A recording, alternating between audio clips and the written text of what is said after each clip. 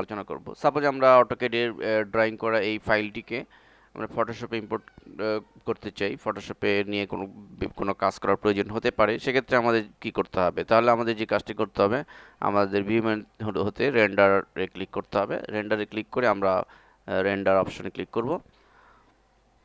তো রেন্ডার অপশনে ক্লিক করার পরে এখন আমাদের যে কাজটি করতে হবে তা হচ্ছে এই রেন্ডার ডায়ালগ বক্সের ডেস্টিনেশন এর কম্বো বক্স হতে যাই থাকুক না কেন আমরা এখান থেকে ফাইল নির্বাচন করে দিব।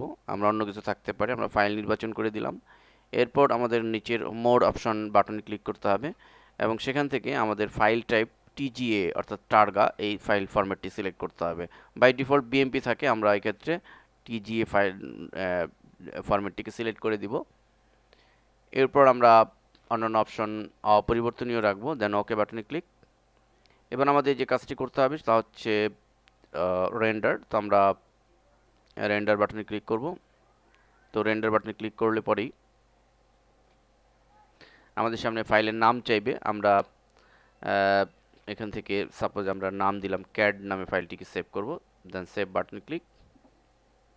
তো মূলত ক্যাড নামে ফাইলটি সেভ হয়েছে। এবার আমরা যদি ফটোশপটি ওপেন করি এবং ফটোশপে কীভাবে ফাইলটিকে ইম্পোর্ট করব সেটি দেখব। তো ফটোশপ আমরা রান করাবো এবং ফটোশপ রান করানোর পরে আমরা ফাইলে চলে যাব এবং এখান থেকে ওপেন অ্যাজ এ ক্লিক করব। তো ওপেন অ্যাজে ক্লিক করার পর আমাদের প্রথম যে কাজটি করে নিতে হবে তা হচ্ছে এখানে open as by default Photoshop PHD রয়েছে, তো আমরা এখান থেকে সিলেক্ট করে টার্গা সিলেক্ট করব, TRGA টার্গা সিলেক্ট করে আমরা এখান থেকে যে ড্রাইভে আমরা রেখেছিলাম, আমরা ডি ড্রাইভে ফাইলটি রেখেছিলাম, তো আমরা এখানে ডি ড্রাইভে আমরা ক্যাড নামে সেভ করেছিলাম, তাহলে ক্যাড নামটি সিলেক্ট করে আমরা ওপেন বাটনে ক্লিক করব। ফলে আমরা দেখতে পাচ্ছি যে আমাদের কাঙ্ক্ষিত সেই ফাইলটি ফটোশপে ওপেন হয়েছে। এভাবে আমরা অটোক্যাডের যে কোনো ফাইলকে আমরা এই ফরম্যাটে সেভ দিয়ে নিয়ে এসে আমরা ফটোশপ ওপেন করতে পারি, আমরা যে কোনো এডিটিং করে নিতে পারি।